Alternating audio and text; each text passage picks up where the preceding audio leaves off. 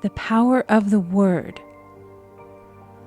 By thy words thou shalt be justified, and by thy words thou shalt be condemned.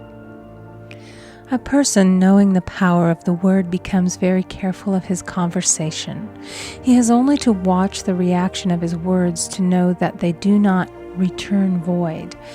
Through his spoken word, man is continually making laws for himself. I knew a man who said, "I always miss a car. It invariably pulls out just as I arrive." His daughter said, "I always catch a car. It's sure to come just as I get there." This occurred for years.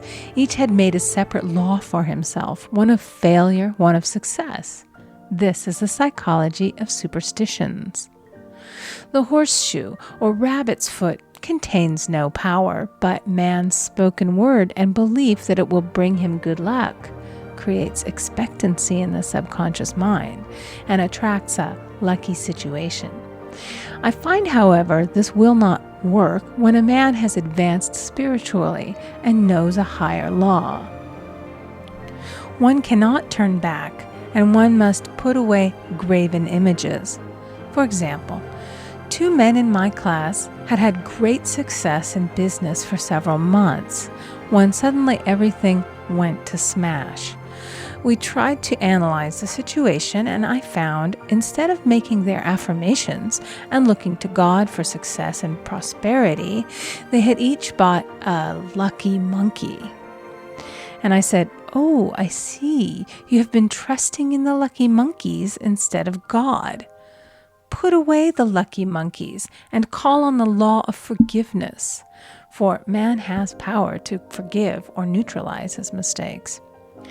They decided to throw the lucky monkeys down a coal hole, and all went well again.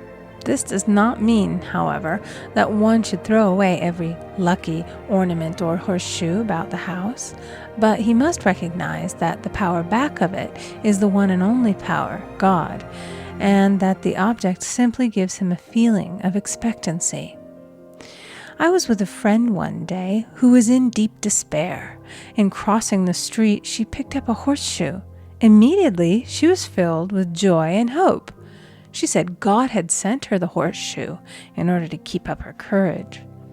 It was indeed, at that moment, about the only thing that could have registered in her consciousness. Her hope became faith, and she ultimately made a wonderful demonstration. I wish to make the point clear that the men previously mentioned they were depending on the monkeys alone, while this woman recognized the power back of the horseshoe. I know in my own case it took a long while to get out of a belief that a certain thing brought disappointment. If the thing happened, disappointment invariably followed. I found the only way I could make a change in the subconscious was by asserting, there are not 2 powers, there is only one power, God. Therefore, there are no disappointments, and this means a happy surprise. I noticed a change at once, and happy surprises commenced coming my way.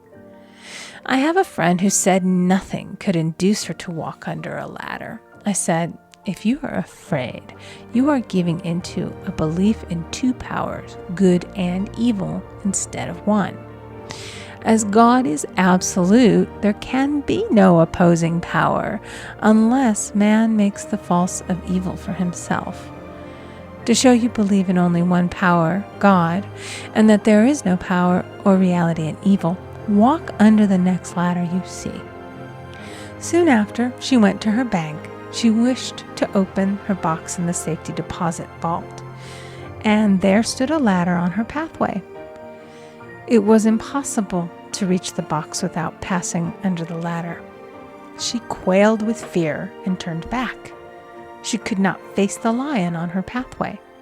However, when she reached the street, my words rang in her ears, and she decided to turn and walk under it. It was a big moment in her life, for ladders had held her in bondage for years. She retraced her steps to the vault, and the ladder was no longer there. This so often happens. If one is willing to do a thing that he is afraid to do, he does not have to. It is the law of non-resistance, which is so little understood. Someone has said that courage contains genius and magic. Face a situation fearlessly, and there is no situation to face. It falls away of its own weight. The explanation is that fear attracted the ladder on the woman's pathway, and fearlessness removed it. Thus, the invisible forces are ever working for the man who is always pulling the strings himself, though he does not know it. Owing to the vibratory power of words, whatever man voices, he begins to attract. People who continually speak of disease invariably attract it. After man knows the truth, he cannot be too careful of his words. For example, I have a friend who often says on the phone, "Do come to see me and have a fine old-fashioned chat." This old-fashioned chat means an hour of about 500 to 1,000 destructive words, the principal topics being loss, lack, failure, and sickness. I reply, "No, thank you. I've had enough old-fashioned chats in my life. They are too expensive, but I will be glad to have a new-fashioned chat and talk about what we want, not what we don't want." There is an old saying that man only dares to use his words for three purposes: to heal, bless, or prosper. What man says of others will be said of him, and what he wishes for another he is wishing for himself. Curses like chickens come home to roost. If a man wishes someone bad luck, he is sure to attract bad luck himself. If he wishes to aid someone to success, he is wishing and aiding himself to success. The body may be renewed and transformed through the spoken word and clear vision, and disease be completely wiped out of the consciousness.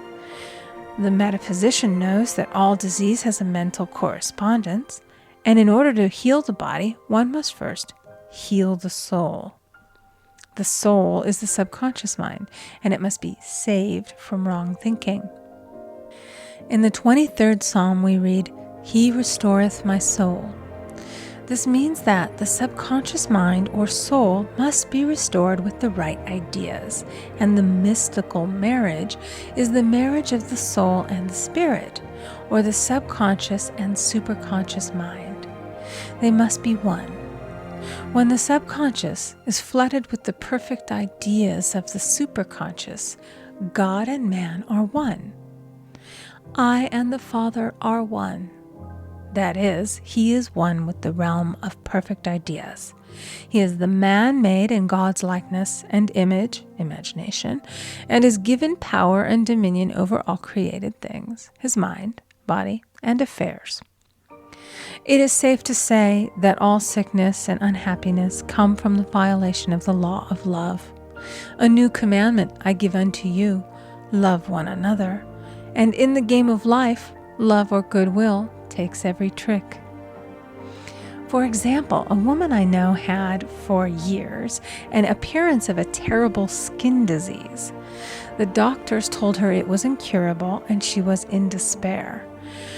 She was on the stage and she feared she would soon have to give up her profession, and she had no other means of support.